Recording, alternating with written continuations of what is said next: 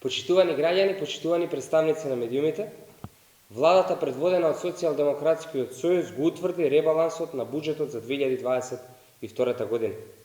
Со ребалансот сериозно се кратат средства за непродуктивни трошоци во висина од 200 милиони евра, пари кои ќе се пренаменат за надминување на последиците од светската економска криза. Оно што е важно во овој ребаланс е тоа што секоја пренамена на средствата е во насока на поголема заштита на животниот стандард на граѓаните, особено ранливите категории, финансиска подршка на ликвидноста на компаниите и повеќе субвенции за земјоделците со цел зголемено производство на храна. Ова е одговорен домакински чекор во време кога целиот свет се соочува со недостиг на храна и енергенси. Заштитата и напредувањето на стандардот на граѓаните е врвен приоритет на владата предводена од Социјалдемократскиот сојуз.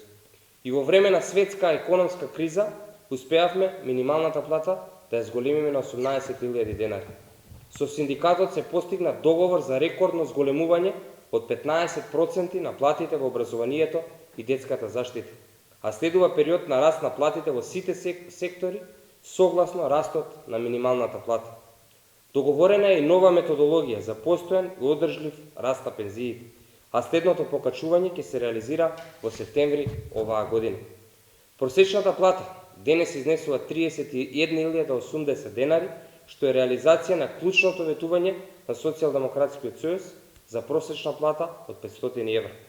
Сето ова почитување е показател дека македонската економија е стабилна и конкурентна и подготвена да се носи со сите предизвици. Продолжуваме со реализација на мерки и политики кои го напредуваат животниот стандард и во време на светска економска криза, обезбедуваат повеќе пари во семејните буџети.